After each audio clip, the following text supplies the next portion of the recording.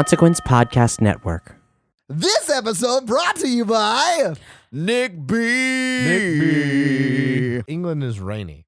Yeah? It is rainy. Nick B's German Shepherd Yeah. tracked mud all in his house. No. Is this Sergeant Boo? What did Sergeant Boo do? Got the Sergeant Boo do That what you voodoo do that so you well. do so well. well, he got the floors muddy. Oh. How'd he get the floors muddy? He had mud on him. On his feet? On his little paws. And he pauses. Is it a boy dog? He's a Sergeant Jen. that bitch. Gender doesn't matter. Oh, wow. You need to get yourself a pair of kitten mittens, but doggy sized. But doggy style. but doggy style. She get the joke. She Yeah. get the Oh, joke, yeah. baby. She got it. This episode also brought to you by Rebecca. Hey, Rebecca. Hey, Rebecca. Hey, Rebecca. Hey, Rebecca. Now, Micah, you normally do a pickup line that is related to the movie we watched. Yep. I got one. Oh, God. Are you guys ready? I'm very I concerned. don't know. Hey, Rebecca. Hey, Mikey. Hey, Mikey. Rebecca's a smoker. I would totally go on a blind date with you. Oh. Oh. Different disability, Yeah. but okay. Hey, Rebecca. Check out my crossbow in my pants. This is going to be a great episode. And if you want to be recognizable on your blind date, make sure you get some Mickey ears from Straight On Tell Disney on Etsy, Rebecca's Etsy store. This episode also brought to you by Ryan. Hey, Ryan. Hi. Ryan keeps giving fucking movies ones Yeah. on the scary scale. Claiming she's dead inside. Oh, but Ghostbusters is so scary. Ooh, I didn't like the new one. Yeah. Let's look at the evidence. Silence of the Lambs, 1. Hellraiser, 1. Final Destination, 1. Everything, 1. Ghostbusters, oh, the part in the library is really scary. The part of the library is scary, Brian. I bet Ryan gave Gremlins a 2. Ryan did give Gremlins a 2. The scale doesn't lie, people. Well, Ryan, lock it up with your I'm dead inside stuff. Right. I don't like this section of the podcast. I love it. This episode also brought to you by Tom. Hey, Tom. Hey, Okay. All right. Jen's been doing some research, Tom. I'm going to have to get a selfie stick to hold this Yeah. so I can So read you can it. make a tape. Yeah. No, Make no. that tape, Make Jen. a tape. Nope, Make that's not that what it's for. tape. It's so I don't have to touch spiders. Okay. Wolf spiders are our featured spider of They the day. jump, right? Terrible. What? No. No, they Jen don't. just moved. She was like, what? They are robust and agile hunters with excellent eyesight. I'm a robust and agile hunter with excellent eyesight. They live mostly in solitude, Oh, hunt alone, Yes! and do not clean their webs. oh, Oh, shit. my God. Actually, they don't spin webs, but I was going for a Mikey thing. Just, So, the bite of the wolf spider is poisonous, but not lethal. Oh, That's right. Yeah, Yeah. ladies. Although non-aggressive, they bite freely if provoked oh, yeah, we do. and should be considered dangerous to humans. Gross. True. Mikey, why are 2 of these about you? You want me to talk about how big they are? No. No. We don't want that information getting out there. Yeah, that's a surprise. Okay.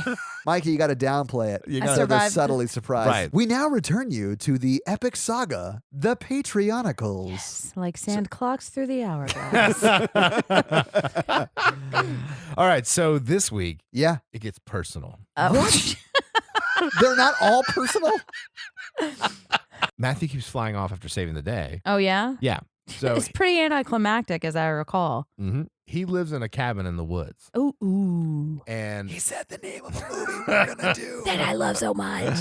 Isaac has been eating people to steal their power. What? Do you remember he's a cannibal? But he's been eating people to try to kill Matthew. Why? Because- He's been Oh, trying to to build up get his strength? power. It's Yeah. just like Highlander. Kind I of. guess I need to see Highlander. You don't. Oh, okay. You don't have to do that. Isaac is trying to kill them because you remember when they went to the 80s and stole kids to make smartphones? Oh, and yeah. stuff? Something about potatoes, too. Well, anyway, Isaac's family. The Isaacsons? His name is Isaac Isaacson. I refuse to make this canon. The smartphones they built with their tiny 80s hands. Hands were tinier in the 80s. Anyway, Jen. it blew up. It killed all of his family. He's alone in the world. How does a phone blow up with that magnitude? It started a small fire. Was this phone also eating other phones to try to like build its power?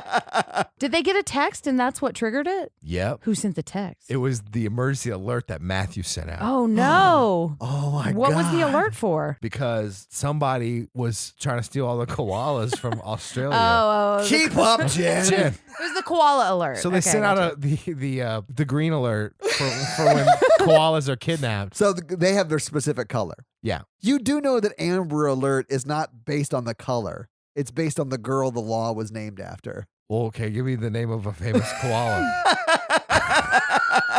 You know what? Green Alert's fine.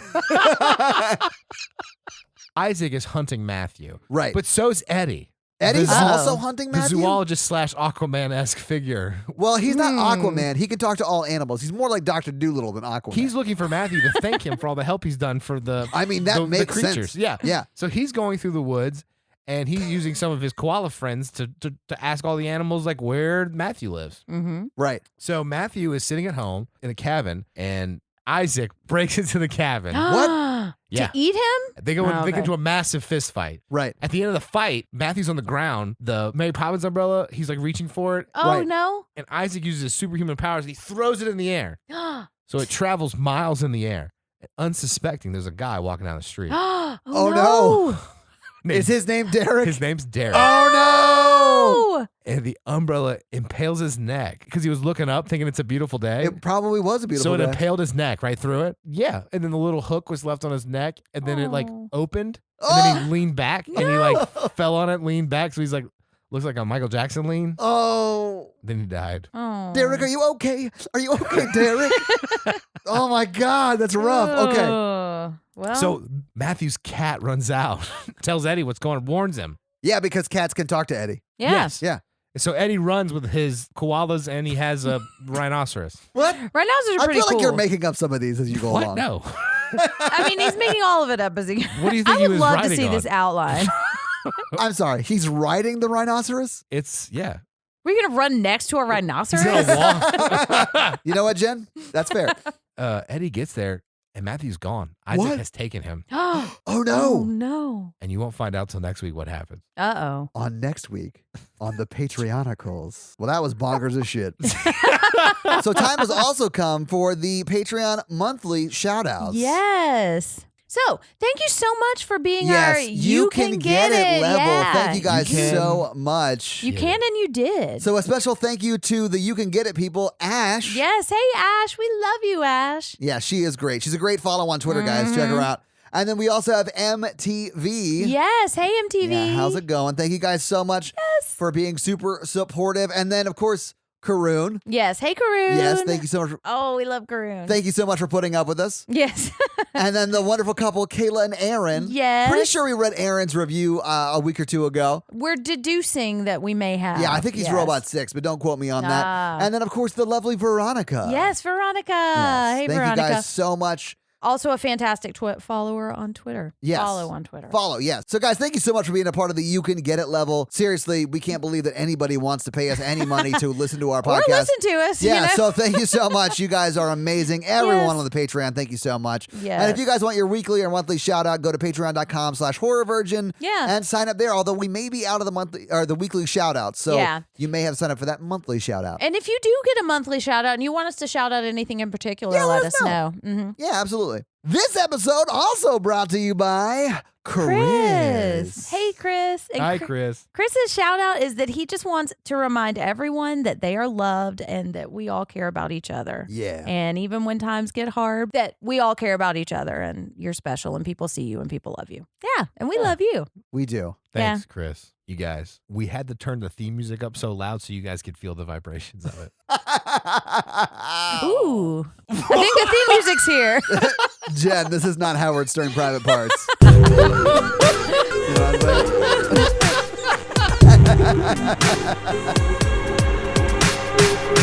know what I'm saying? Welcome to the Horror Virgin, everyone. Oh my God. I'm Jen. Not Mikey. And I'm your horror virgin Todd, which means I don't like horror movies, but you guys make me watch them. And Yes, this we week, do. the listeners made me watch the 2016 home invasion slasher Hush. So have you guys seen this movie before? Yes, I watched it a couple of years ago when it came out on Netflix. Have you seen it, Mikey? No, I've not seen it. It was my first time seeing it too. So Jen, you'd seen it before. You saw it on Netflix. Yeah, I saw it when it came out on Netflix. Awesome. So that was, I guess, It more was a recently. couple of years ago. Fair enough. Yeah. So what'd you think about when you first saw it? Loved it when I first saw it. And Okay. I may have liked it even more tonight. Oh, all yes, right. I love this movie. Mikey, first thoughts. What'd you think? I really enjoyed it. I never really thought about how terrifying it would be to be in a situation like this and be deaf until this movie. And I remember like 30 seconds in, I was like, oh my God, this would be terrifying. Yeah. So I thought it was really effective. It was very, very scary, but more like, oh my God, this must be very scary for her and not super scary for me. But we'll get into it as we talk about it. But I Yeah. thought it was great. I thought they did a very, very good job. Yeah. Yeah, this is Mike Flanagan. He's one of my favorite directors. You guys are also best friends we now. are best yeah, friends. So, I We'll mean, talk about that later. I'm kind of with you. Like I thought it was like really scary for her. Yeah, I was literally on the edge of my seat towards Yeah. the end. So, like, I think it's great at what it's trying to do. I don't think it's super scary, but I feel like it's a very, very precarious situation for her to be in, and that makes you sort of lean forward in your seat. Or at least me. I'm the kind of person that actually does that Yeah. sort of stuff. Well, I think one thing this movie does really well is I feel like it is very like realistic to what would actually happen in that situation. The movies that Jen gets scared of are different than the movies that I get scared of because I would connect more to like a Ravenous where like I'm like, okay, if I was this guy, being a female and deaf in this situation is so vulnerable. She even talks about it in the movie that she is smaller, not as strong. Like, she is less likely to win in a fight Right. than like you would be. Right. Well, you know? like I'm like a big dude, so like I walk down the street in Some a dudes are different bigger than way. others. Well, just like in my shoulders.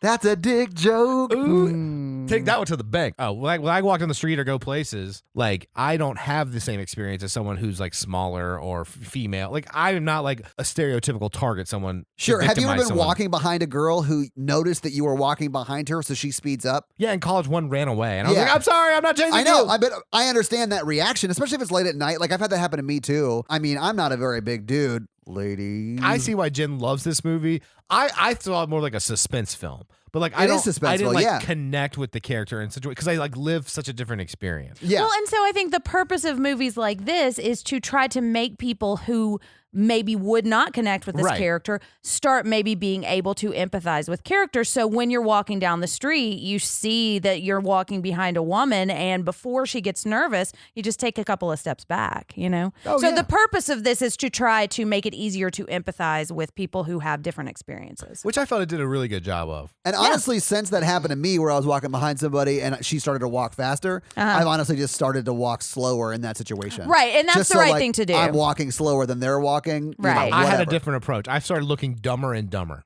Nailed it. They like turn around. They're like, "Oh, that guy's an idiot." I'm not sure that would make anyone feel more No, comfortable. I think I would probably start running at that point. And I'm dressed in clown makeup. I don't know. And I'm dressed a lot like Joaquin Phoenix in The Joker. Joaquin. That's how you say it. Joaquin. No, but I liked the movie. Hey, on that note, let's get into this fucking movie. Jen. Yeah. We start with an overhead shot of trees, and then we see a lovely house in the woods. This is the definition of a single location movie. Oh, yeah. It actually is a single location. Yeah, but it's used to great effect. Yes, this is single location done right, and I've got some fun facts That's a about good way of that. saying it, yeah. Okay, so we see our single location house, and then we see some really close up cooking shots with a lot of the sound of the cooking that A lot I of really choppy liked. chop. Wait, Yeah. where's Yeah. the singles location? In my pants. I've been hanging around you guys too long. And honestly, Jen, you're welcome. I apologize, listeners. So Maddie is our main character, and she's looking at a recipe online, and she's cooking. And Yes. the sound design of this movie is great, and I think right away we see lots of the really close up cooking sounds that I really thought were interesting. It's good credits. Because stuff's Stuff's happening during the happening, yeah. credits. I Yeah. love that. That's the way to do credits. But yeah, so she's cooking lamb chops. And She's cutting up onions, crushing some garlic, Some doing sort it of right. gravy-esque thing. yeah, it looks like a pretty elaborate elaborate meal. I don't cook a lot by myself because of things like this. So wait, you're afraid that someone's going to do a home invasion on you if you cook by No, yourself? you're going to spend 2 hours cooking a meal. You're going to burn it, still be hungry, waste $50. And then get someone's- murdered. And then someone's going to murder your friend and try and kill you. What murders your wallet, Todd? Now, Mikey, of the three of us, I think you are probably the most likely to burn the lamb chops. True. Just because you forgot they were in and the oven. also survive a home invasion. I know, man. I know as soon as this movie starts, I was like, I would boil oil in the pot and then throw it on him. You did have great survival techniques in this movie. I'll give you that. Now she's getting a message from her neighbor whose name is Sarah. Yes. An instant message. It's not an instant message. an It's a iMessage. text message. It's an iMessage. Yeah, on her computer. Yeah, and her battery is low. And we see that she's got Stephen King on the shelf. Hooray! She does. She's an author. She is an so author, she's yes. obviously studying how to write a good book. And she's smart, so she's got good taste. She's like, Well, I'll say that, yeah, she does have good taste, but she, like Stephen King, Struggles struggles with with an ending. endings. Yes! Mikey! Hell yeah. Jen is so mad at us right now. I mean, she didn't struggle with the ending. She was just trying to think of it. It's Mr. Mercedes. Oh, that's my favorite Wow. Stephen King book. Because it has a good ending. What is happening right now? Why do people read books? So now her neighbor Sarah is coming over, and we see she puts her phone in her back pocket. I do that too. But Yeah. pocket, that's where your phone belongs. Exactly. Not me. I don't put it there. Because you'd crush Because I'm it. a lady. I'm a traditional. So Wow. neighbor is coming over. She's bringing Maddie's book back, the book that Maddie wrote because she's an author. What a not a cool friend, like not even buy her book. She's like, can I borrow one of the books that you Well, I honestly think Maddie just let Sarah have it. Like Right. borrow it, maybe. Well, that explains why she's genuinely surprised that it was good. Because like if your friend's like, I wrote a book, you're like, okay. I mean, that's fair. When you told your friends you guys were on a podcast. It's basically yeah, like I know that, that's what I'm right? saying. So they were like, oh, sure. Then yeah, the second question sure. is, what's the name of Podcast. it? And you're like, it's the Harvard. All right. But so we also see Sarah talking to Maddie in sign language. So now we're for sure that she is deaf Yes. and mute. the Because- sound design does a good job of sort of setting that up, but this does confirm it, yes. And she's also establishing that she can read lips because Yes. she tells the neighbor, Oh, yeah. you don't have to sign, but it's really sweet the friend wants to. And Yeah, she's and been she's like taking classes. Yeah, her with and her boyfriend. yeah. Mm-hmm. Who we meet later. We do. Yeah. But she's saying she loved the book and she's asking how she comes up with the ending. We're probably going to say quite a bit that Maddie is saying something, Yeah. but she's either signing or she's typing Yeah. or something. But Internal and- dialogue. Yeah. And I think that speaks to the quality of the acting that she has. Oh, you I know? think the actress who plays Maddie is great. Oh, yeah. She's amazing in this role. And she does have some internal dialogue moments where you actually do hear her voice. Right. So it's not like it's unreasonable that you'd be hearing her say things because she actually does say things. Right. Which is Well- established in the scene because they're asking, how do you Yes. come up with the Yeah. endings? And she's like, I have an internal voice that, blah, blah, blah. Yeah. Yeah. And her friend's like, what does that sound like since you lost your hearing? And I was just like, kind of a tacky question. I think she actually asks her, does it sound like a kid? Because 'Cause you she lost lost your her voice hearing as a at kid. 13. Yeah. And then she's she's like, like, no, it sounds like my mom. Yeah. Right. Which is sad. Her mom sounds hot. Mikey was into Maddie. I'm just going to say that. Yeah, I think you gotta type. But so she's also saying like she comes up with a lot of endings and it's hard to make the voices go quiet and I get that. inside her head. Yeah. Oh, dude, Yeah. me too. Yeah. And so then the smoke alarm goes off and it's super loud and the lambs are burned and they go inside. It has a strobe light on it, too. Yeah, yes, it has a strobe light too.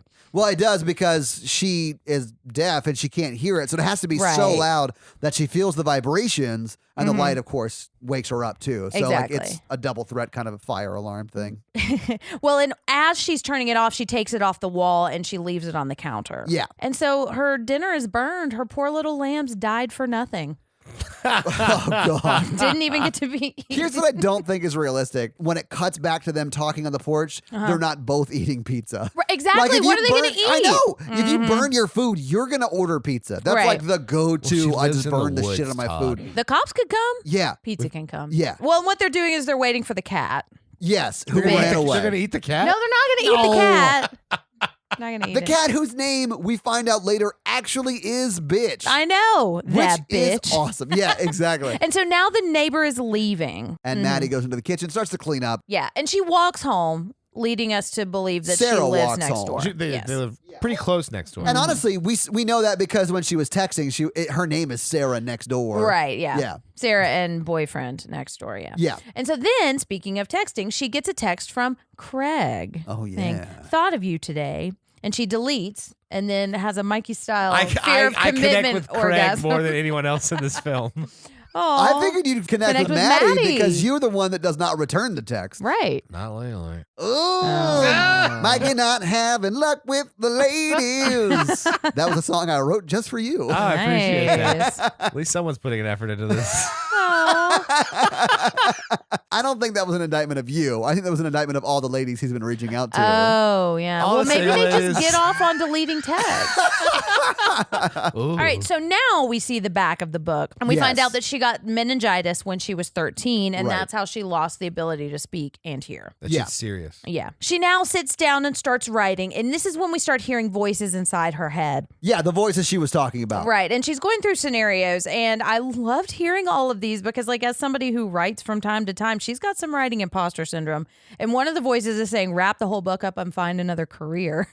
And I wrote that down because I was like, yeah. I did like that. I mean, I think everyone deals with imposter syndrome at some Yep. point. You get to a level in your career or whatever, and you're like, oh shit, I have some responsibility. Mm-hmm. Some people look up to me, and I don't fucking know what I'm doing. Exactly. The best thing to do in that situation is just realize that no one knows what the fuck they're doing, and they're just doing the best they can all the time, and then Right. move on with your life. Yeah, and when people tell you that you're doing a good job, listen to them. Yeah. You know? Okay, so she's hearing the voices in her head. Craig keeps calling, and she keeps hanging up because it just feels No, so she good. called Craig She and called hung him up. Oh, twice. she did? She called him twice, let it ring twice. Both times. He got 2 missed calls from her. Yeah. Oh.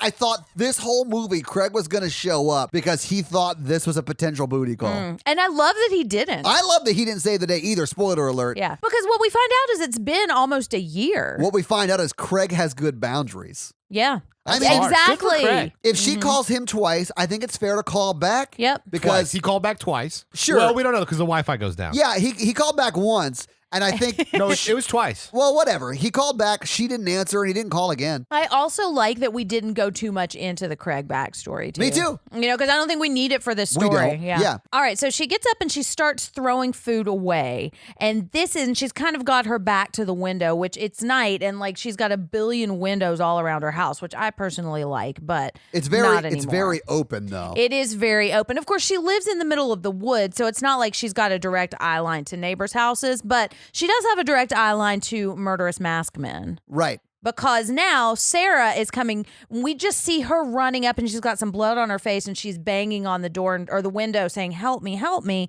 And of course, Maddie doesn't hear any of it. Right. Which I imagine would just be heartbreaking if you were Sarah. You know, you're so close to someone helping you and they just don't realize that you're there. I mean, I would be throwing my shoulders into that door because she just bangs on the glass with her hand. Which Right. I get. But So I thought that too, and I was like, why is she not breaking this glass? It'd be so easy to break this glass. Yeah. And then later in the movie, I feel like it answers that Yeah. question because he's I smashing forgot it with the about that. crowbar. Right. Or the tire iron or whatever I think it it's a was. tire iron, And yeah. it just doesn't break. Even he with that can't get through. Right. So I think she had like bulletproof glass on her house. Which I would do if I had that many windows and in if the I middle was of the woods. book rich, yeah. Yeah. I don't know. If you're gonna like be that security mindful, you think you would own a gun. Nope. I No, would because then not. you're more likely to die by a gun. I mean, you're Yep. more likely to kill yourself. Yeah, that's what I'm saying. Yeah. But maybe you're more she likely would- to die by a gun. And But if you're a woman, you're more likely to, even if it's your own gun. You're more likely to get killed by your partner. Right. I love that there are no guns in this movie, though. But I understand why he doesn't use one because that would alert people that he was there killing people. Right. So he is using a crossbow to be quiet. Right. It and makes sense. So neighbor is banging outside on the door and she's asking for help. And then we see a man with a white mask come up behind her. I think first we see her get shot with an arrow Yes, Yeah. we because do. she's just Mhm. banging In the on the door shoulder. at first, and then you see an arrow go through her. Yeah. Not through her, but into her shoulder. Mm-hmm. And then you see this dude with the creepy white mask sort of orb up behind her Mm-hmm. and then stab her multiple times. A lot of times, yeah. It's in real the stomach. graphic. Yep, and that Yeah. sets up the level of graphicness we're going to get in this movie. You know, it's graphic, but it's not super bad until later in the movie, and then it gets real bad. After he has killed Sarah, he sees her through the window and he taps on the glass and she doesn't respond. And so this is when Right. I think that he's realizing that she might Well, then be he hearing he impaired. knocks after he taps. Right. He tests it out. And this is when I said, oh, he has no idea who she is. Right. Right. So it led me to believe that he didn't know who Sarah was either. Mm-hmm. He's just killing people at random. Right. Which I liked. I liked did that they too. set up that he is new to the situation, doesn't really know what's going on. Mm-hmm. And that he's sort kind of fascinated by yeah, it. and you sort know? of lucked out that this neighbor woman who Sarah ran to has no idea what's going on yet. Right. It kind of seems to him like, oh, this is a new challenge. Yes. You know? Do you not think that she's at a significant disadvantage because she can't hear him? Oh, she absolutely is. Oh, yeah, yeah. that's what I was thinking too. So now Craig is calling again and she ignores it and she sits down to write again. And we start to hear more of this like negative interjects about her writing. Yeah, the internal monologue. Yeah. And some of it she's actually even writing out on the I love screen that. too. Yeah, it's a common thing you do when you have writer's block is you just write, whatever comes to your head. Yep. And at some point she's writing la, la, la, la, and it's just like stupid shit, right? So then he opens the sliding door. Oh, and yeah. walks up right behind her. And the first time I watched this, I was like, fuck, he's going to kill her right now. Where is this movie going to go? It was super. I mean, he could have killed her right Exactly. there. Yeah. And one of the things I love about this movie is it's not like it is a cat and mouse game, but it escalates, you know, Yes. and there's a lot going on rather than him just hiding outside the whole time. And it moves at a fast pace. Like It this really is only does. like 10 minutes into the movie. No, I know. And so Exactly. I'm kind of like, Jen, I'm like, where is this going? So I thought it was like maybe not a single location because he's already inside the house. Exactly. It was like, well, shit, she's dead now. What are we going to do? Because now her sister calls. Oh, And it's her sister. It's her sister. Okay. Yeah. And this is one of the times where I think she actually has an advantage because she has to use FaceTime. And so she Yes. pulls up the call and he has to back up or the sister would see him. Yeah. You know? And whereas like another person might just call on the phone. Yeah. You know? Although her sister, I think, does see him. Yeah, I think so too. I don't think she sees clearly enough. Like she think doesn't it's- see him standing right behind I her. think it's when he's grabbing her phone. I think it is Yeah. too. Okay, so the sister has called. She's saying she's stuck on the ending of her novel and she's got like 7 different endings and she can't decide. And so the sister is asking about Craig, and that's when we find out it's been about a year since they broke up. Right. And she also says she signed up for a dating service for deaf people. And there's only like 5 in her area, and she Yeah. has no interest in They're that. not into it. Yeah. And the sister's worried and she's saying that she's in isolation. And she's like, no, this should happen to me. Yeah, I didn't quite understand that. So Explain it now. Do a fun fact. this is a little bit of a fun fact early. So she is what is called latent deaf, which means someone who's not born deaf, someone Okay. who has the ability to hear and then loses it. Right. And that can lead to a greater sense of isolation because you still remember being able to communicate with people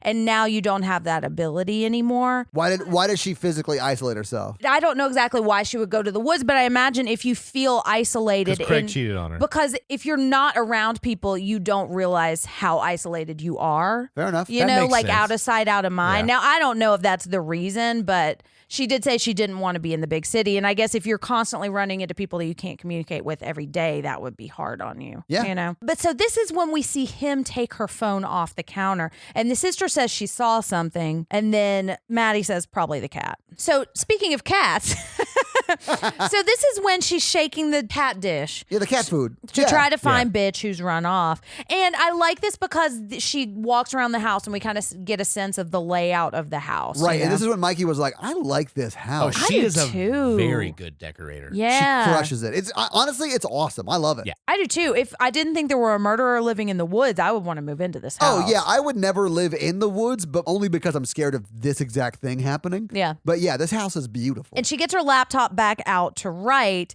and then she gets a picture message. And this part creeped me out. Yeah, because she gets a picture message from herself. Yeah, and this is super creepy because she looks over and this is when she notices that the sliding door is open. Yeah. And she's like, well, fuck, I know somebody's out there and they have my phone. Or somebody's in here. Yeah, I would've- Right. Because they were Freaked following out. her through the house taking those pictures. Yeah, we can see from the angle that the person was inside the house. Oh, God. I do not like it. Yep, so she turns around and she sees that the sliding glass door is open, and that is the direction that the last picture was taken. Yeah. And so she slowly gets up and she walks over to the door. And I love this. And it reminded me of Silence of the Lambs the first time we see Hannibal Lecter, because he's just standing in the door, but it's not until she walks over until we actually see him. And then he's just standing there staring at her. And it's And not played for a jump scare. No. It's like slow and sinister, man. It's very creepy. And I thought he wouldn't reveal himself. Like if he's gonna mess with her, he wouldn't reveal himself at first. But No. he just reveals himself right now. Yeah. Right. Not just sending photos and running off and like playing with her. You know? Right. And if you've seen The Strangers, there's a lot of that in The Strangers. Right. And I appreciate that this movie takes a different direction. Yeah, it's very Ready or Not in that sense. Although I think Ready or Not has a bigger wind up.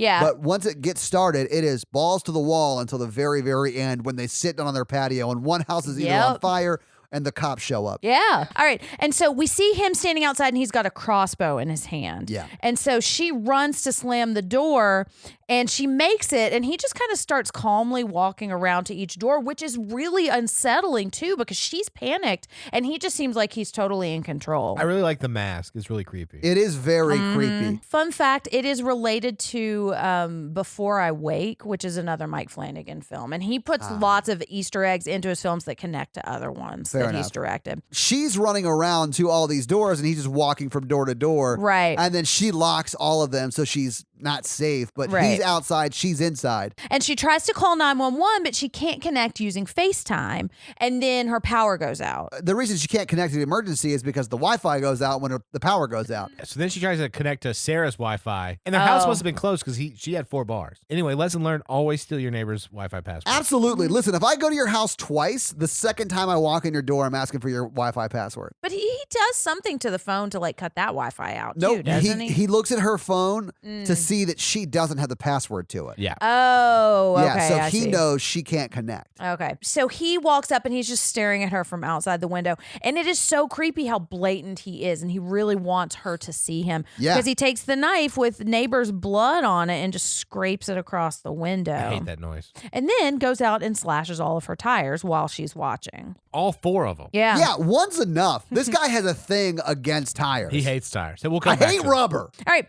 And so now she's writing on the window. And I really liked this part too, especially because it's fucking 20 minutes in. So she writes something. We don't see what it is yet, but then she backs up and she shines the flashlight through it, which is genius. Yeah, because she wants him to see it. Exactly. Yeah. And so what she writes is, won't tell, didn't see face, boyfriend coming home. But the way it's revealed is, I hate this.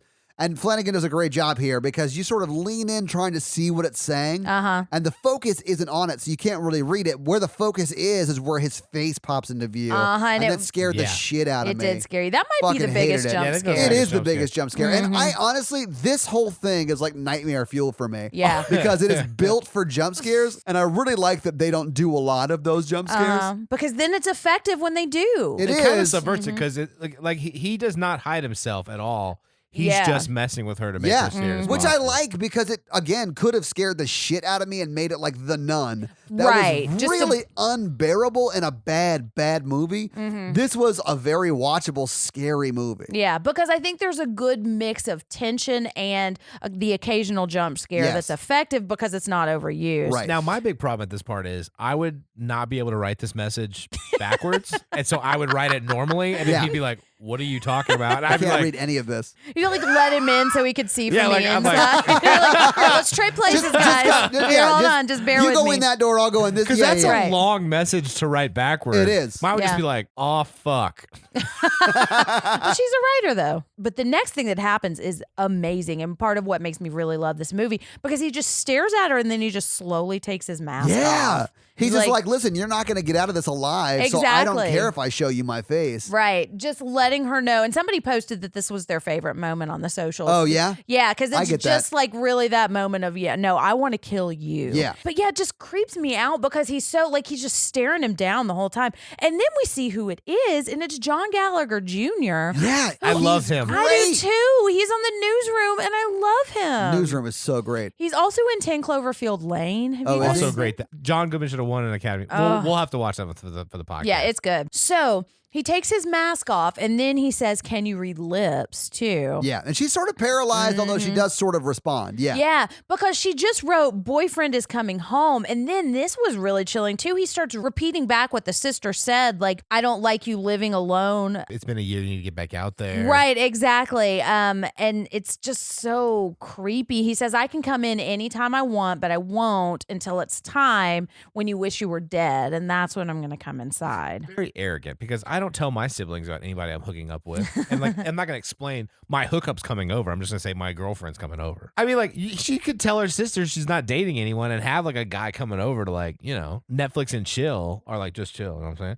But then like, you might not tell your family about it. But then if you're going to write it to a serial killer, you're going to say boyfriend, because who has time to explain, I'm having a guy I'm hooking up with, but we're not serious. You know what I'm saying? Well, she's just saying that the boyfriend is coming home so that he'll know that somebody else is coming. Well, someone could be coming. It just might not be a boyfriend. Like, hey, my hookup's coming. But you wouldn't write my hookup's coming. You're right. like, my 2-night stand's on its way. Right. You wouldn't say Right. that. You would Yeah. say boyfriend because, the implication.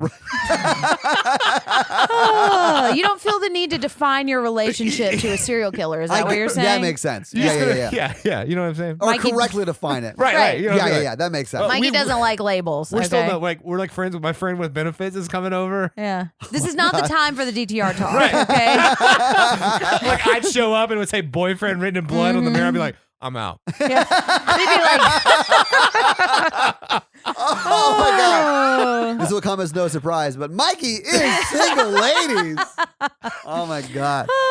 all right, so he's saying, and then we can have some fun, and I'm going to enjoy it. And this is when I got really creeped out by him. He's super creepy. Yeah, he does a Really? great Very. job. He's a Yeah, great man. actor. I think both the main, everyone in this movie does a great job, Yep. but I think both the main leads are great. Phenomenal. Yeah, Yeah. especially given what this movie is, because Yeah. it's so much physical acting. It is. you know? I mean, a lot of it is not dialogue. Yeah. A lot of it is just like looks and glances, and it's really good. Yeah. And so she turns the flashlight off and she goes into the kitchen. And this is when Todd says, I don't like this. It's Yeah. going to be scary. Yes, because you realize that she's deaf and she can't hear. So you got to fight this thing like you fight a shark, where you get a big ass knife and back yourself into a corner and wait for it to come at you, Yep. and then stab it the beach style, and then eat shark on the beach. Yeah. Well, and that's partly what she does. It's just like that. It's just like the beach, Mikey. See, I would fight him a different way. Like I would throw an oxygen tank in his mouth. Oh, yeah. And then say, smile, you son of a bitch. All right. But so she gets a knife to kill her shark in the water. Yes. But she also gets a hammer. So she goes into her bedroom. She's got her hammer and her knife. And she pushes a chest in front of the door and she just sits there right next to her gigantic windows. Yeah, it's actually staring not at the huge. door. It's like a regular size window, Right. but still, like if you're deaf, that's sort of what you do. You barricade Exactly. the only other door and then stand next to or sit next to the only other place he could come in. Right, exactly. And then we see a shadow move, but real subtly. Yeah, it's not a jump scare, which I appreciate, but it's super creepy. And then we start hearing knocking on the window right next to her. And it's real soft at first, and she doesn't hear it until it starts to get harder. And then we notice it's not him knocking. No. It's the hand of her dead friend, Sarah, knocking, that he's like making knock on the door. And she turns around and she sees that. And then his face just comes up behind her, and it's so creepy. It's very creepy. And Right. honestly, like the level of commitment to just freaking her out is way above what anyone's commitment should be. Right. I'm not that committed to anything. No, we know. He had to carry that body around behind the house just for this one scare. I Yeah. laughed a little bit because that's like too over the top. It's over the top, right? He's got to be holding her by the neck and then supporting her with his body and then like banging the wall with the other hand. All I'm saying is the logistics of this is ridiculous. But it does two things. It establishes, one, I have killed her. I can kill you. This Yes. is not like it raises the stakes. I guess she didn't know that Sarah was dead yet. Well, and because that's the other thing. The person you probably would try to call for help is already dead. yeah. Oh yeah, she doesn't know Sarah's dead. Right, That makes more sense. Yeah. It also establishes that he's like really taking delight in fucking with people. Yeah. Right. He's a good villain. Oh, He's yeah. a bad dude. Yeah.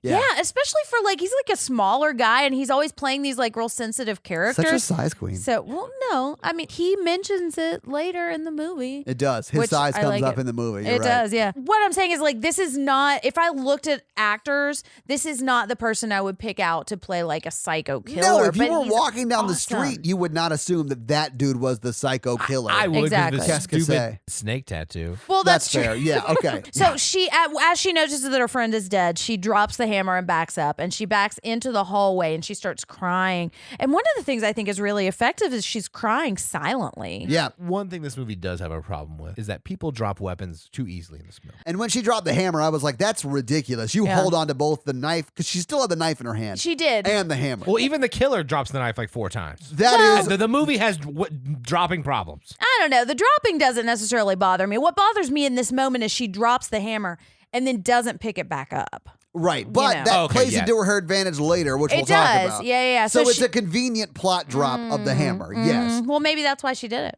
Well, I mean, and he drops the knife for plot purposes later on, so it is what it is. We're on to you, Michael Flanagan. Yeah, Flanagan. People hold on to things. Come at me, bro. Yeah, we're gonna hold on to this grudge better than your characters hold on to weapons. Did you get that like Willie Mays Hayes like Yes, glue exactly. to go on your hands? Exactly. So now she's outside, and then she remembers that her friend Sarah's phone is in her back pocket. Her friend Sarah's phone is in Sarah's back pocket. Sarah's back pocket. Yeah, Yes. which is important. It is, yeah. And so then she goes over to her purse and she pulls out her car keys. And it took me a minute to figure out what she was doing, but she's trying to turn the alarm on her car off. Right, but she can't turn it on from inside the house. Exactly. So she has to open the door and then hold the key fob up and press the button, and then the alarm turns on. But it's so risky to like open the door, especially at this point to do it. But I love that she did that. And the thing is, like, she can't know where he is because she can't see him. So even if he's making noise in the back window still, she has no idea. And so now we figure out what her plan was, because I thought for a minute she was just going to try to run away in the opposite direction.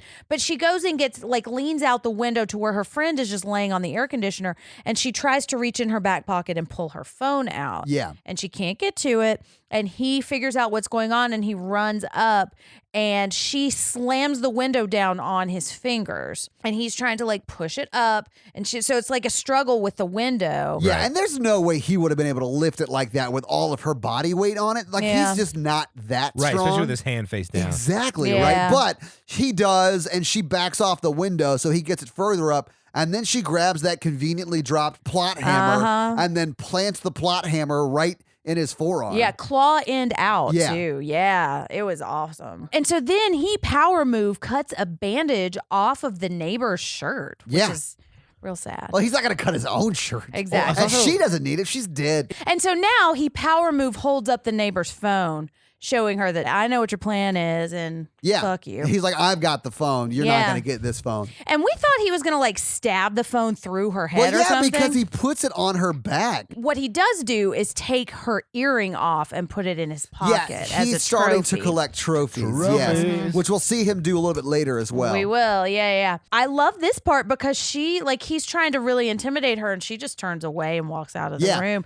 And he gets really mad. He does, because she's like taking the power away from him on some level. Exactly, yeah. Although I'm sure she's terrified, but she's just like, fuck it, I'm walking away. Exactly. I can't do anything more about this in this moment, and I'm not going to let him terrorize me anymore. Yeah. So now she's back in the house, and she's next to the sliding glass door, and he comes right up to it. So they're kind of on either side of this, and it's very tense because he's trying to see her, and she's trying to hide from him. Then she opens the door of the other side of the house that she's on, and she goes out on the porch, and she sees him walking around the house, and she hides underneath the porch. Yes, I thought this was so risky because she has no idea how much sound she's making or where he is. Right, because she can't hear. But one thing I think that is really interesting is when he starts walking around, she puts her hand up on top of the wood. Yeah, when he starts walking on the deck. Yeah. Or the patio or whatever that is. She's holding the bottom of the deck. And she's feeling the vibrations, and you can see her even closing her eyes and trying to just kind of feel where he's going. And then she realizes that he's right on top of her. I wanted her so badly to stab him to the foot. It would have been awesome. Well, I was afraid he was going to stab her through the head. Or like down. Yeah. Ooh, shit. That would have been pretty cool either way. Yeah. Well, so she takes off running and he crossbows right past her and it hits the tree like right next to her head. Yeah. And so she turns around and we thought she was going to just rush him real quick. Yeah. Because this is when we noticed that it takes him like maybe 30 seconds to reload. I mean, it's a crossbow. Something. They're not super easy to reload. Right. Well, we'll see that later too. Yeah. She struggles. But no, she's just running back inside the door, which I mean, fair. That probably is what I would do. Yeah, get your ass back in that house. But he shoots and hits the door frame just as she goes inside. Yeah, and at this point, we have no idea that this glass is bulletproof. So I was like, it's a good thing he hit the door frame and not that window because she'd be dead. Exactly, yeah. And so he comes up and he starts tapping on the glass with the arrow. And now she goes upstairs. Yeah. And Mikey had a problem. She hadn't gone upstairs the whole time.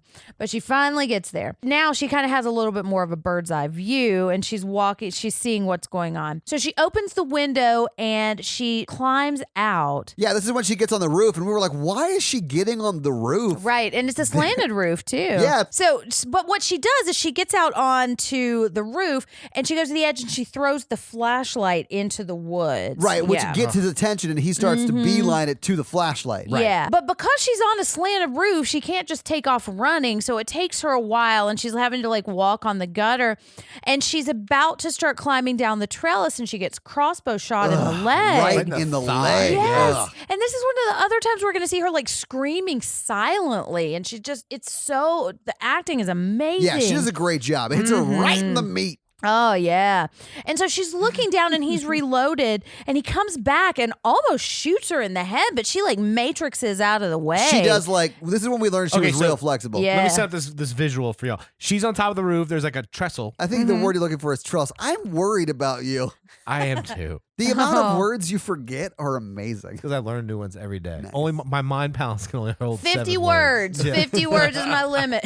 Why use many a word when few do? Yes. Y'all just love to shit on me when I get the wrong. I'm going to turn this back around on y'all when y'all mispronounce things. Yeah. All right, do it. Cower. But like backwards, I'm like, I don't know what the fuck you're I'm talking going to about. just turn my screen around. I'm just going to say do it, coward on my laptop. Her outline is only that.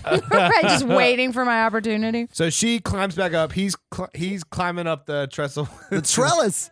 Anyway, he's climbing up with like the crossbow. Mm-hmm. And then Yeah, after he shoots at her, right. Yeah. he climbs up, and she has the arrow that's stuck in her And stuck in her leg. She peeks over and then does like a matrix move to dodge it. She's flexible. Yeah, well, She's and then, awesome. and then he starts to try and climb up the trellis. Trellis Is the word, right? But And then she's ready. Yeah, well, here's the deal. She should have pulled that arrow out of her leg and then stabbed him in the Yes. fucking eye socket when he poked Yeah. his little head She's up already there. pulled the arrow out at this point. I know, she had it. And she was holding it back like I thought she was going to do that. Yeah. Well, what she does, though, is she pushes him off and she grabs the crossbow. Yeah, she like punches him right when he puts the crossbow Right. on the And roof. he falls on the ground. I would have jumped off WWF style from the top rope with Yeah, the arrow absolutely. and come all the way down on him. It would have been a fatality from Mortal Kombat from the top rope. Yeah, absolutely. But now she has a crossbow. Yeah, she does. Also, Yes. pause. What are you, Zach Morris? Yeah, I am. I need to I talk about. refuse. I need to talk about how he's wearing a sweatshirt hoodie and then also a sweatshirt vest over his sweatshirt hoodie, and that bothers me. I feel personally attacked right now. I don't know. That's just too many. That's just too much. So now it becomes a race back to the window. Yeah. Because she has the crossbow and But she's she running across. can't reload it. Yeah. Well, she's not even trying to reload Right. it yet. She's just trying to get back in the house.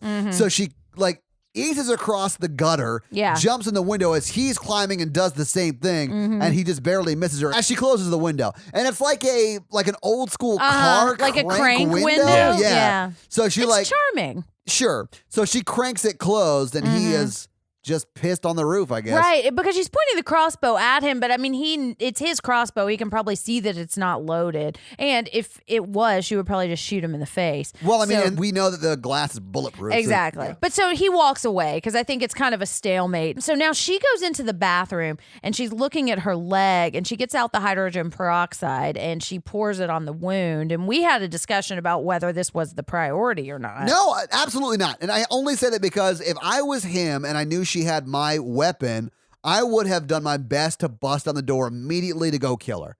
Right. So I thought it was like go time. She has to load that crossbow because he's coming for her. Right. But he doesn't. He just like chills outside. Same with me. I've been like, I don't have time to clean this. I'm just going to wrap this up. Yeah. Well, but also if she has had bacterial meningitis and that is what She's a lost. germaphobe. Yeah. But also I think it probably plays into the fact that she lost her hearing and her voice through an infection. And so she takes that seriously. Yeah, and she does hydrogen peroxide it. Then she like tourniquets it up. Yeah, Right? like a bathrobe sash or something. Yeah. And so she's looking at the crossbow, and this is when we notice that it's got the tally marks on the side. Yeah.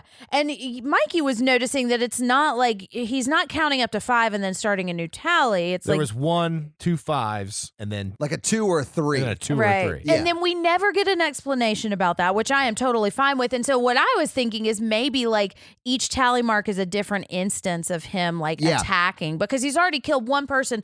I mean, his ideal, I guess, right now is to get 2 people in this attack. So maybe each one is how many people he killed in the incident. But I think it makes sense that he has a separate grouping of like Roman numerals, not Roman numerals, but like tallies for every night he goes out and kills. Right. And so now she's looking at the crossbow and she's trying to load it, but she can't pull it back tight enough to load it. And she's going to try this over and over and over again, but we see that it's really hurting her hand. She tries for like 10 minutes. She does, yeah. So, yeah, enough she's for a really whole trying nother to- plot detail Right. to happen. Yeah, the whole thing happens. Right, but he's watching her from outside and he's like, yeah, it's not easy to do that, is He it? literally says that. He's really relishing in the whole moment. Yeah, which I think is part of what makes him such an effective villain. So now we see another man knocking on the door. And he's asking for Sarah, and what we'll find out is this is Sarah's boyfriend. And at first I was wondering, why was he knocking? Because the person who lives there cannot hear the knocking. Right. But he's calling for Sarah. So Sarah's his girlfriend, can hear, so he would be able to hear her. So he's knocking on Maddie's door looking for... Knocking on Maddie's door. Is Sarah there? Oh, sorry. That mic was shaking all over the I place, know. man. Have you ever seen Axl Rose sing? Yeah, man. It's gross. Boyfriend is knocking on the door, and then we see, I don't ever know what his name is, so I just have been calling him the killer. So he comes up with the flashlight and he's like, drop it, pretending to be a police officer. And so the boyfriend gets down on the ground and he gives him his wallet to like get his identification. And then when the flashlight when he drops the flashlight to look at the wallet, I think we start to see the first bit of skepticism on his face because he's like, By the way, if someone stops you and you don't know if they're a policeman, ask for credentials. Or if someone's pulling you over and you don't know if they're a real cop, call dispatch and they will tell you. Because they have to dispatch that out whenever they're pulling somebody over. Yeah, especially if you're driving and you're a woman driving by yourself and somebody pulls you over. I think this is when he first notices, like, you're not a cop. You're dressed like a fucking street person. Exactly. Like, not like a street person, like a homeless person, but he's just like dressed like a guy you'd pass on the street. Right. You know? And he's also already seen the note that Maddie wrote on the window. Yeah. So the killer is saying he's responded to a call and that he saw someone inside, but he got knocked down and he woke up without his phone, his radio, and his gun. Right. I was like, then I'd be like, well, where's your badge and Yeah. uniform? And Where's your everything badge else? immediately? And there's no cop car in the driveway. Right. Yeah. Yeah. So it's all, but I mean, he does look pretty suspicious right away. I think he's just not quite ready to act on that yet. Yeah. And like the killer asks him for his phone to call backup and then pretends to call. And so the boyfriend gives him his phone. Yeah, the killer does a really good job thinking on his feet here. Yeah. But I mean, not enough because the boyfriend of Sarah does eventually sort of figure it out. But yeah, so he gives his cell phone to the killer. The killer pretends to call dispatch or whatever. But also while he's calling on the phone or after the phone call is over, he doesn't have to tell this guy all of the details of Maddie's life. Right. Like, And yes, he she does. lives alone and yes, she's deaf and she couldn't have made that phone call. And I think he's just kind of trying to figure everything out. Right, He's right, not right. thinking as quickly on his feet as he probably wishes he had. No, I mean, he's a bigger, bulkier dude. He probably doesn't have to be as clever Right. as a smaller guy. I don't mean that to be like mean, but like, dude, a bigger, more attractive guy getting by on their looks. Yeah. But I got width. But also, like, with size and living your life used to people kind of being afraid of you or not willing to mess with you gives you a certain amount of confidence. And so you're not looking for things the way, like, women lots of times are. But he does start to notice that his arm is messed up. Yeah, he even calls attention to it. He's like, yeah, the guy busted me up and, Right. you know, I woke up with this, so I tied it off or whatever. Yeah, and he asks for his phone back. And so as he's giving the phone back, Sarah's earring falls out onto the porch. And that's when the boyfriend's he like, knows. This is Oh. where he messes up. At that point, I just would have either ran away or attacked the guy. I don't think the killer realizes he dropped the earring. I don't but think he the does boyfriend either. sees. If I was the boyfriend, I'd be like, Oh, yeah. That is Yeah. the moment he should have attacked. Yes. But I can see why he didn't, because it might just be one of those situations where, like, how fucked up is this? Like, you don't quite know what the stakes are yet. And also, you it know? sort of does position it like the boyfriend's just waiting till he has the upper hand. Right. So, Yeah, because yeah. this is when he starts Yes. making his plan, and he says she keeps a spare key over there. Right. Did you guys think she who was like selling her out, or did you think he was making a plan? No, I think he was making a I thought he was plan. making a plan. Yeah, I think the actor does a good job of sort of I think so too. Telegraphing, forecasting yeah. it. Yeah. Well, because he picks up a rock and is kind of like holding it behind him. Right. And so he's waiting for the killer to bend over, and killer gets super lucky because at this moment, Maddie takes the opportunity to like beat on the glass. And I mean, she's probably just trying to protect the boyfriend. It's 'cause not he's her like, fault what No, happens, it's not. But it's just it is so sort of her fault. unlucky. Yeah. sad. Yeah, because it like he takes his eye off the killer just for a minute, and then the dude like stabs him him right through the neck. Yeah, a little neck shadowing. Yeah. And then like right behind his knee too. Well, he only does that because the dude still fights. Right. It's super impressive. The dialogue here is really creepy. It's so good, though. Right. The guy's like holding his throat, and the killer is like, it's over, man.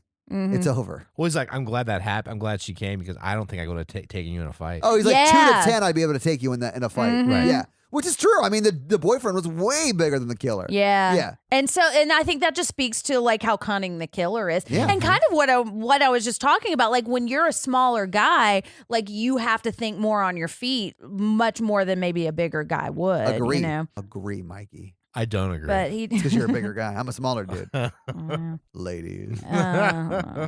we think that he's dead, and then he pops back up, and he's got the killer like he's laying on his back, and the killer's on top of him, and he's got like him in a chokehold, and then it's so sad he just slowly bleeds to death. It's also insane that Maddie doesn't grab a knife and go stab the killer in the Yeah. heart 1,000 Go times. helps him fight as he's dying. Yeah, I mean, Yeah. there's no way that the boyfriend wouldn't have died, but that is the end of it. Yes. You know, Yeah. they would have tag team killed the murderer. She would have Because called she the had cops time and to over. like fantasize about running and change Yeah, her because this mind. is where she starts to Yeah. have the Yeah. endings that she sees, and then she decides what she decides. Because what we see next is she runs out the door, and then he catches her and smashes her with what looks like a cinder block. Yeah. And then she falls down, and he's just smashing her in the head over and over and You see over the and over again. Blood like splashing up on him, and I was like, "Oh, well, that's the movie." Right. But it's and not. I love how this happens because we see her body, and then she just looks over and opens her eyes and looks back at Maddie, who we now see is still inside the house. And this was her running through the scenario of this. Yeah, this is where we're started actually Mm-hmm. hearing her internal monologue.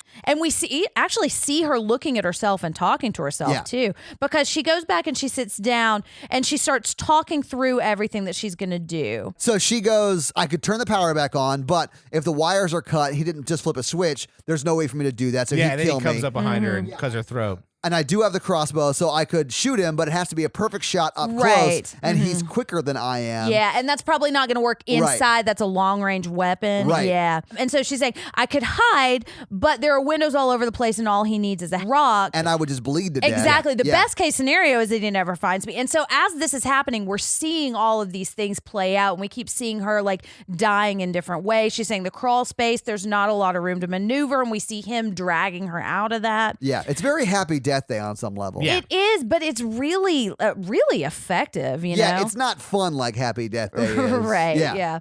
And she says there are too many endings, but they're all the same, which means there's only one ending that he won't expect. I can't run, I can't hide, and I can't wait. So all I can do now is kill him, which I love. Which I appreciated she signed for us. Yes. Did you guys notice that? Uh-huh. She signed kill him. When you get your body involved, it makes the statement more powerful, you know? She's a kinesthetic killer. She, Wow, I nailed it. mean, Yeah. By the way, I'm writing a screenplay called Kinesthetic Killer. yeah. It's not very good. You got the first 30 pages though? That's all you need. You just write la la all la la la garbage. for 30 Yeah. pages and then you get yourself going. It's pretty you know? much 30 pages about how I'm an imposter.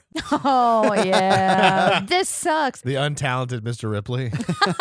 Oh, Mr. Toddley. Yeah. All right. Well, so now we cut back to him and he's outside talking to the dead boyfriend's body and saying, should I go in there and get this over with? And he's then smoking one of his cigarettes. And right. then, And then this bitch shows up. bitch, yeah. This is the cat. It It is is the the cat, cat. yeah. Yes, yes. I apologize for using that word. That is her name. It it's is on true. her name tag. And this is when we find out. Yes. Because he's petting little bitch Kitty and sees that it's written in the little red heart. Yes, on Pink her collar. heart. Yes, Yeah. on her collar.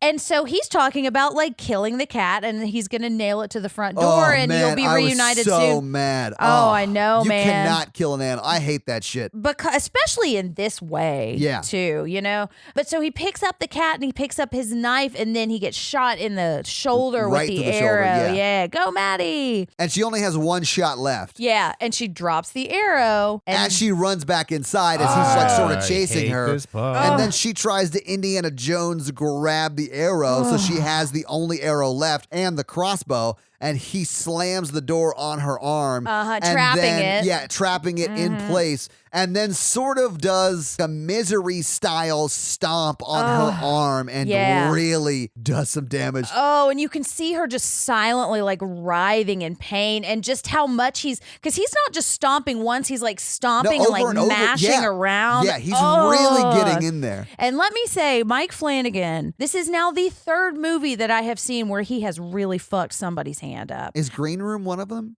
No, but it happens in Green Room. I know, that's why I asked. Yeah, I don't know who he that didn't is. direct Mike Okay. Green Room. But yeah, there are 3 very disturbing hand scenes in Mike Flanagan movies. Ugh. I like. I have 3 very disturbing hand scenes written in my homemade porno. Those hands. The talented Mr. Handley. Oh. And so then while she's like screaming on the floor, he just breaks the arrow in her face. Well, I mean, because she moves her arm. And then like this part's because she looks at her hand and like the fingers are all God. broken and like And, it like, looks real rough. It looks Yeah. like a claw. Like it doesn't It really looks look like horrible, a hand yeah. anymore. It looks like a talon claw. I hope she can like rehab it and do everything else so she can still sign language. Ooh, I didn't think about that. I didn't think about that man. either. But he does let her close the door and lock it. So, like, Yeah. she is safe for the moment. Yeah. But he says, I'm coming in. Yeah, and then she stands up and realizes that she could finger paint with her own blood. Right. And yeah. then she just writes "do it" on the door and then "coward" right below it. Right. And I love it because they're just staring each other down. But But if I that- did it, it'd be like odd tea. Because it's backwards. Yeah. Yeah. But I mean, that's what he said he would make her do. Right. He's wish like, that I'm she not was going to come in dead. until you wish you were dead. Yeah. Yeah. Okay. And so he goes to the car to get a tire iron and she runs to her laptop. And I love that she does this because as he's trying to break the glass, which we are now finding out is super strong. Right. I was Yeah. like, wow. She's writing all the details, like a description of what he looks like on her laptop. Yeah, like green eyes, 5'9", Yeah. weird ass neck tattoo. May or may not be Pikachu. Yeah. I love you, mom and Oh, dad. died fighting. Yeah. Oh, Oh, so sad. It is, man. And so she goes into the bathroom and Didn't she's, write her sister though. you know, her sister could have warned her. I know what you did, Janice. And so now she goes into the bathroom and she's propped herself against the door and she's got a knife and she's just kind of waiting and she's starting This to was gray out. so freaking eerie. It really was. Because it starts to gray out, like you're saying. It starts to slow-mo, and then you see glass behind her falling Yeah. slowly. But it's just sparkles at first. You can't tell exactly At first, what I it thought is. she had turned the shower on or something. But then you see him sort of climb in the window like behind his her. feet Yeah. coming down. Ah. Oh, it's so freaky. And you see he's right in the tub. And you know she can't hear, so she has Right. no idea Well, he's he there. starts talking to her. Yeah. And then this is where we realize that he had never seen Silence of the Lambs. Right, yeah. That Well, was also, his this is fatal like- flaw. His line here is super creepy. Yeah. Yeah, he says, I think you're holding out, and if I get you in just the right spot, you'll make a sound, which, Yeah, she'll ah, Yeah. asshole. Yeah, he's not a good dude, Jen. No, I'm oh, yeah. surprised that it took to True. this point for you to I realize was on that. board, you know? I mean, he's so good in the newsroom. He is so good in the newsroom. You're right. But so he breathes on the back of her, like a hair on the back of her neck. Accidentally. Yeah, accidentally. And she, like a badass, like flips the knife around and stabs him right behind. And she moves right as he's like thrusting his knife, so it like barely grazes her. I'm not Right. even sure if it breaks her skin, but she stabs his knee. Impales the Oh, knee. it's Right. so brutal. He drops the knife. Of course. Yeah, which, I mean, he got stabbed in the knee. I can Yeah, imagine he's your got reaction. other priorities at the moment. Right. Yeah. And so now she's like limping into the kitchen and she's sitting down and she's kind of starting to gray out again. And so eventually he kind of limps over to her and sees her and I think thinks that she's passed out. Yeah. But she's not. At this point, I thought that she was going to pretend to be passed out and then get him right before he got her. Right. And then, like, she opens her eyes and looks at him, and I was like, oh, well, there goes that ruse. because she doesn't do anything until Well, she does something. She does. Yeah, she but realizes it's not that she right had- away. Well, that's fair. But she realizes she has a pest problem, so she sprays some Raid in its eyes. yeah, wasp the killer. wasp spray. Oh, it's wasp spray. Sorry. Yeah. When I was a teacher, that was one of the things they recommended us keeping in our classroom because it can spray long distances and it's very directed. you Wasp know? spray? Yeah. Interesting. So she wasp sprays the fuck out of his eyes. Yes. And so then you said he's blind now. So now he's blind and she's deaf. So now they're kind of mano a mano or Yeah. whatever. But then she sets the alarm off, the one that is super fire alarm like that was going off, deafeningly yeah. loud. Yeah. So now he is at a definite disadvantage. Yeah, and she's holding the flashlight, and so it's like The it's sort of strobe light. the strobe light. So it's like strobing in his eyes, Right. and she's just like sort of menacing him, but not Yeah. really like attacking him. Yeah, but then he starts attacking her. Well, Right. drop the knife again. I know, like she missed an opportunity to pick up his knife and stab him immediately. Yeah. So, but she drops it, and then they start fighting, and he's like punching her, and she bites the fuck out of his hand, and then he starts to choke her, and she's trying to reach the corkscrew, and he's like hitting her head on the floor, and she starts like flashing through pictures of her life flashing in front of her it's in eyes. sync with her heartbeat slowing down as she's about to die, which is really well done. Yeah, I but really like the so scene. sad, Mm-hmm. but it's so good. Because you see her like reaching up and trying to like paw at his face, and you can just see the strength. FYI, Craig, losing. she's over you. You were not in the flashes. No, absolutely not, That's Craig. right. Well, I mean, she didn't try to call him, although I don't know when Oh, she she would have called had him an twice. Tried to call him opportunity. twice, Yeah. Jen. Yeah. Well, once the shit went down. Like, he's not the one she thought of to try to rescue No, her. 911 is definitely who you call Yeah. first. Well, You right. don't call Craig. Craig can't do shit. If Craig can go fuck if my himself. girlfriend Yeah. called me and was like, "There's a guy in here trying to kill me," I'm like, "You need to call 911." I mean, I will Immediately. be on my way, but like, there's traffic. Yeah, and they have a lot of guns. Right. Right. And they know Yeah. what to do. And so she kind of starts to lose the strength, but then grabs the corkscrew and is able to stab him right through the neck. And this is such a cool effect because It you see it is. go through his neck and you see it on the other side. Mhm. And then It's you so see well blood done. like spurting out from Yeah. either side. So well Yeah. done. But then he falls on her and then over to the side, and they're both just kind of laying there for a minute. And Yeah. I thought that she was going to die the first time I watched it. I thought, Mm-hmm. mean, she has lost a lot of blood and she just got the shit choked out of her. Like, Right. she's lucky she's not dead already. I know, but she coughs and then she sits up and she sees that he's dead. She gets her phone back from his pocket and calls 911, and she just opens it because the alarm is still going off at this point. So she just opens 911, and then it looks like she passes out again. And so then we see Sarah, who's still outside.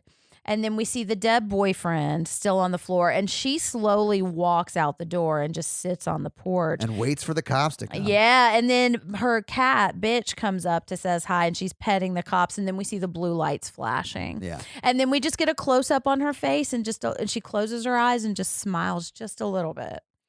And that's the movie. Roll the credits. Oh, and I love it so much. So, having seen the movie, having talked about the movie, what do you guys think about it? Final thoughts. Let's go. Love it. I think I liked it more the second time. Okay, Mikey, what do you think? I really, really liked it. I thought it was great.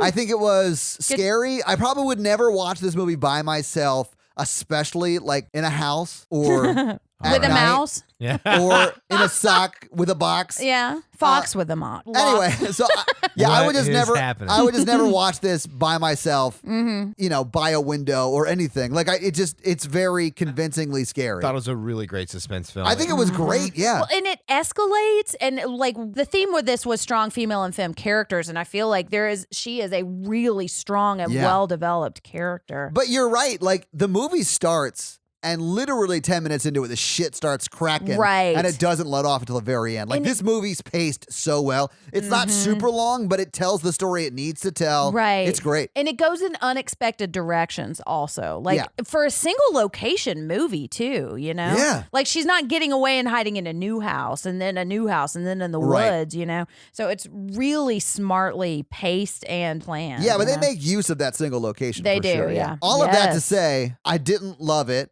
because it's scary scared and I you. would never have watched it by myself. Watching with you guys with the lights on, it was fine. If I was watching this by myself with the lights off at night in a house, I would be locking all the doors and windows, and it would be very hard for me to get through it by myself. Yo, good job, listeners. Yeah. Very, very well done. Absolutely. Let's talk box office, though. All right. So, what do you guys think the production budget of this movie was? $5 million. I'm going to say $1 million. That is it exactly. It was $1 million. Boom. Whoop, whoop. It is a single location movie. I would say Yeah. the actors do an amazing job, but are not A-list actors. They're not. And So- there's only like 4 of them. Yeah, so it's a small cast. It's not a very big name cast, although I will say again, they all did amazing. Yeah, they did. What do you think this movie made at the box office? Well, it didn't make anything at the box office, did it? Because it's a Netflix original, right? Yeah, so you're right. This movie made $0 at the box office. So there really is no way for me to calculate how much it made, but 'Cause I'm Netflix sure doesn't tell us. Right. But I'm sure it's made more money for Netflix than $1 million. Right. Yeah, Although I wish it were one that we're talked about more because I think it's really good. Yeah, and I think it's very, very well done. When we said that this won the listener request, everyone was very, very happy about it, very excited about it. Right. And it beat Aliens and Suspiria. It beat some big name movies and also Suspiria. So like I think it did. I think it's a very popular movie out there. Yeah. And honestly, some of the people who are not super active in the community were saying that this was a great movie. Yeah. So they're like on the fringes of the horror community were saying this was great. Yeah. But yeah, there's not much box office because it was a straight to Netflix. Right. Well, then let's do fun facts. Jen's fun facts. Okay, so this was directed by Mike Flanagan. Your best friend. My we know, best Jen. friend, Yep. yeah. And if you're not sure why we're saying that, it's because he also directed Dr. Sleep, and I just wrote a piece about his director's cut, and he fucking retweeted it, and it was awesome. It was awesome. So yeah, but Not just retweeted it. He was like, "This is exactly what I was trying to tell." Yeah. in the movie." exactly, which made me feel good. He that tried to I take knew. credit for all of the things you said. Yeah, He Jen. was trying to get a point. Exactly. Across He with tried that to movie. take credit Why for was me he- explaining what he did. Why was he trying to mansplain his movie to you? I Oh know, my man. God. So rude. I'm just kidding, Mike Flanagan. I love Yeah, you. you're great. We're just giving you shit. I do think he's my favorite director, and partly because he is a huge Stephen King fan, and we already mentioned that he had Stephen King books on the shelf. Yeah. But he directed Dr. Sleep, and he also directed Gerald's Game, which is also on Netflix. And those Hush and Gerald's Game, the stories are similar. They're not the same thing that happens at all, but there's a strong like undercurrent of the same kind of female empowerment. So one of the inspirations for this movie was the movie Wait Until Dark. Wait Until Dark is a movie from I think 1980, and it stars Audrey Hepburn, and someone's trying to break into her house, but she's blind. So it's kind of a similar element. That's terrifying. Oh, yeah. That would be even worse than being deaf. It's a really good movie. It's so terrifying. Yeah. So the actress who played Maddie is named Kate Siegel, and Oh, She wrote it. she helped write it. because she and Mike Flanagan are married. Oh. Yeah. Well, how Isn't about that? Sweet. Fuck you, Mike Flanagan. Oh. He had a little thing for your wife. Well, and so Were they married when they made the movie? I don't know if they were married, but they were together. See, I get in trouble at work for this kind of stuff. They Well- were together when they wrote the movie. Yeah. So they talked about the idea for the movie on a dinner date. Oh. Mikey, when was the last time your first date became a movie production that made you a shitload of money? When I write my book about all the bad dates I went on. If you stop ghosting them, it'll work out. Yeah. So Mikey. he originally wanted to do a movie with no dialogue, and they considered making it completely silent, but they thought that I just don't think that's going to fly. Okay, so as they were writing this, because this movie has less than 15 minutes of dialogue, which means it's got 70 minutes without words. So when they Man. were writing this, most of what they were doing was blocking it out. Yeah, absolutely. And they would write the directions, and they were using their own house. Did they just like rent this cabin in the woods for like four Wait, they months? lived together? Yeah, they were living together when they were writing this. It's not just a dinner date here. Oh yeah, so I think they were together, like significantly You can together. still go on dates when you're living with yeah, somebody. Corey and I did the other night. I Yeah. don't know. I don't know how that works. Oh man, Mikey. Fourth date? What? Living together? Living together, but where does she sleep? Where do you? When does she leave? Yeah, like when you leave her house at 3:30, How do where I you escape? Go? Yeah. Oh my God, Mikey. But they acted this out using their own house in California. And they were very specific. And I think what they were trying to do was he was trying to like pretend to break in, and she was trying to defend herself. And so they were just playing through all of these realistic scenarios. Oh man, I bet their neighbors were like, "What the fuck kink stuff are they Exactly. What is And that listen- mask? into?" I'm back in. I know. Listen, geez. I am on board. Shake it up, ladies. Let's do this. Well, so what happened was when they went to start filming it in Atlanta, because they had used their own house and written such specific actions, they couldn't find a house that looked exactly like theirs. So they had to significantly change quite a few things. Yeah, I mean, just that's to so much of fit. that stuff is house specific. Exactly. So, Yeah. But they found this house, and I think they did a really great job using this location. Yeah, they use every inch of that fucking place. They really did. And apparently it was really difficult because there are so many windows.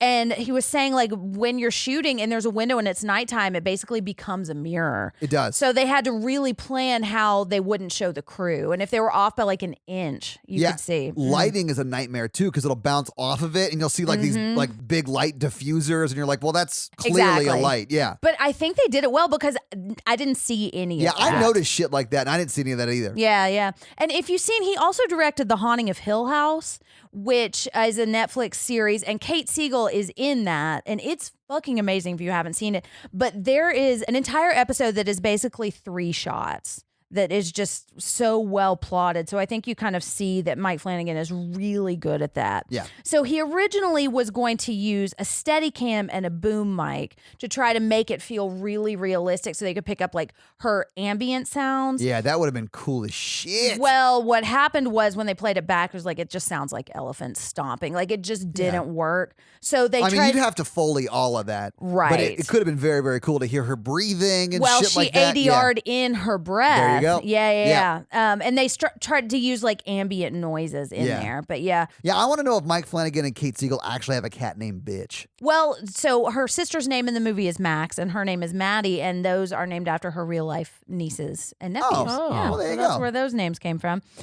She worked extensively with a sign language coach, and that's where I got the information about what being latently deaf is. But she worked with her for a long time, and I feel like you can. Like it's very authentic feeling. Now, I say that as someone who does not have hearing impairment and I don't have a ton of experience with sign language, but I mean, I bought it and I think she does a really good job of emoting silently too. Yes. So apparently, Mike Flanagan has got, and I'm going to link the piece that explains this, but he was talking about why he didn't give the killer any backstory other than just the check marks, you know? Yeah. Because he could have, he could easily have added that in. And so what he said is there are 2 things he thinks about when he's writing like suspense. And he says, what you don't see is always scarier than what you do. And the explanation is never as scary as the question, which I thought was really interesting. Because when you give too much information about the killer, you're taking the what the fuck away, you know? Right. And that's one thing I think this movie is really effective at is we don't know what his reasoning is, you know? No, we he's don't know just who crazy. he is, why he's there, what he's done before. He's just a threat that she has to overcome. Yeah, the only time I want that sort of explanation is when the killer is dead and someone explains what was happening or whatever, which I do like in movies. I didn't dislike that it doesn't have it in this movie. Right. Just because it ends before the cops get there. We don't get like the scene of her like at the hospital and the cops come in and they're like, oh my God, you I helped shot kill-" him 6 times. Exactly. Yeah. Like we don't get to that point, so it doesn't bother me. Well, and this movie doesn't need it. I feel like I in agree. other movies, like if there was a detail from his past that would help her overcome him, that would have been. Yeah. But we don't need it in the story, and I appreciate him leaving it open ended because I think it makes it scarier. Yeah. All right, and those are my fun facts. Well, thank you for your fun facts, Well, Jen. you're welcome. All right, well, let's do the scary scale. Hey, listeners. You guys. All right. Our scary scale is a scale we use to rank how scared we were when we watched the movie. It's not the quality of the film, it's how scared we were tonight when we watched it. Our 1 example is Ghostbusters. Our 10 example is Texas Chainsaw Massacre. All right, Todd. I'm going to give it a 3 because I watched this with 2 other people in the room and the lights on. If I had watched this in my house by myself with the lights off, I would give it like an 8. It's just very, very scary if you're in that certain setting. So what I'm hearing is we need to be turning the lights Yes, off. I would like that. No. I think that's why I'm not getting No, as scared. I can't. No, please. Mikey, what do you think? I'm going to give it a 1. Okay. Because you're dead inside? Yeah, and you make me watch movies with the lights on. Well, I'm so sorry. I like the lights on when we're together, Mikey. The scariest I get watching horror movies is probably in the theater with all the lights off, and like you can't check your phone. You're like stuck watching the movie, and it's pitch dark. It's the worst. I am going to give it a 4. Okay. A lot of it is because of that hand scene, and Oh, it's pretty man, gory. that's- yeah, absolutely. Yeah, just not my thing. Absolutely, yeah. And I really like what we were talking about earlier. I really feel like I am with her through the entire movie and just feeling the sense of terror. Hashtag I'm with her, guys. Yeah. Yes. And it's super creepy. It is very creepy. So 4. Very effective. It is very well done. Yeah. All right. That's our scary scale. All right. This week, the listeners made me watch Hush. What are you guys making me watch next week? Well, guys, I think this movie was a little too loud. Really? Yeah. All 15 minutes of dialogue were too Exactly. much. Wait. Shh. Oh, sorry. Hush, Todd. Sorry. Next week, we are watching A Quiet Place. This is a coincidence, by the way, guys. It really is. Yeah, we didn't plan because we didn't plan the listener request. Right. Yeah. But it's hilarious. Yeah, and we are watching A Quiet Place because there is a sequel coming up soon, which we may or may not have plans to do. When I Yeah. saw Quiet Place in theaters, I gave it like a 9. Oh, Oh, yeah. shit. Yeah. I'm not looking forward to this. I cried through like 90% of that movie. I'm not looking forward to that either. Yeah. Jen, this might be like the movie where we sync up because I really related to John Krasinski, and I feel like you probably related to I her related Emily to Blunt? everyone, Right. yeah. Is it Emily Blunt? Yeah, and there's like Yeah. there's jump scares, and there's also like Fuck, I hate tension jump scares that Yeah. Jen likes. And All right, so A Quiet Place. All right, guys, watch A Quiet Place for next week. All right, so now it's time for Mikey to read a 5-star review. 5-star gonna try my best. review. All right, let's do this, You know, Mikey. guys, I have trouble talking. Yes, we Talkins? do.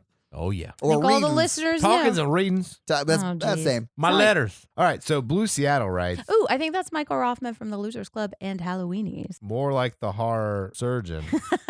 I hear that in his voice from the podcast. I'm more like a blunt instrument, I feel like. That is true. Yeah, that's fair. All right, he says, a great podcast is one with great camaraderie, and the Oh. horror virgin is in full supply there. Agree. Jen is a Thanks. total delight to hear as she dissects each and every horror movie with the utmost precision Oh, thank you. and gags. All while Todd goofs off to get through the scares. That is, yeah, very That's true. astute. Yeah. It's a palpable back and forth that makes you feel like you're really there, which is Aw. the litmus test of every podcast series. Oh, that's very sweet. It's Thanks. also the type of show you binge, especially if you're a horror hound. The way they react and recap the film captures why we constantly revisit these titles every October. Who am I kidding? Every other night. Well, that's me. TLDR, don't be a virgin to the horror virgin. Nice. Oh, thank Be a you. I like it. I do too. Yeah. Hey, and check him out on Losers Club and Halloweenies. Yeah. If you want for us to read your 5-star review, leave us a 5-star review and we will read it on the podcast. Where are That's your how it works. accents, nerds? I haven't read Yeah, anything we with an haven't done an accent in a long accent in time. a while. I sort of miss it. Listening Yeah? to you like really struggle through an accent was the bright part of my week. We are a member of the Consequence Podcast Network, so do us a favor and check out their shows like Kyle Meredith With. This Must Be the Gig, The Fifth Dimension, Yep. The Opus, The Assembly. What else is there, Jen? Yeah, so also the Losers Club, they just did a 2-part series on Needful Things that is a really good breakdown of that book. And Halloweenies, and they should be announcing their 3rd season really soon. Awesome. But yeah, So, guys, check it out.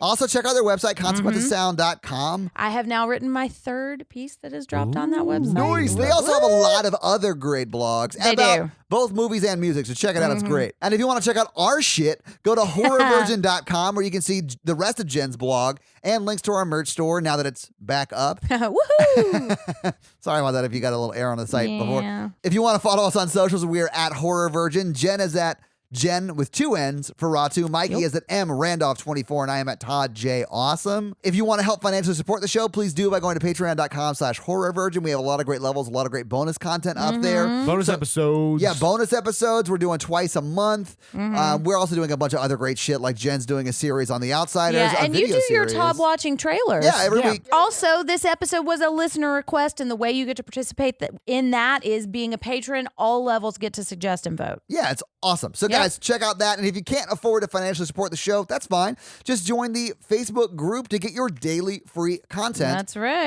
And we link that pretty much every week in socials. We That's do. where I'm at. So check it out. Yeah, I mean, we're all there almost daily. Like, I check it pretty much all day. We've got 598 members right now. So close to hitting that you big could be 6. number 600. Actually, by this Crazy. point, it's too late. That's We've crazy. definitely gone past 600 at this point. That's going to be it from us, everybody. Yeah. Thank you so much for joining us. Listeners, thank you for participating in this listener request. I loved this movie. I'm so happy. It was honestly great. And I'm already in my house, so I don't have to worry about going home and being scared tonight. And so. it's raining. Oh, that's right. Yeah. But thank you so much. I'm Jen. I'm Mikey. And I'm your horror virgin Todd, guys. Mwahahaha. Have an amazing week. Bye. What was that singing thing, Mikey? Invasion nerds. Oh. I like to say something like really nasty before like the big consequence thing comes up. Like, Oh, yeah. all right, guys, I was trying to eat my clock earlier this morning. I'm Why sorry, would you what eat was your that? clock? Clock. Oh, sorry. Why? I gave up because it was too time consuming. I hate you so much. Boo!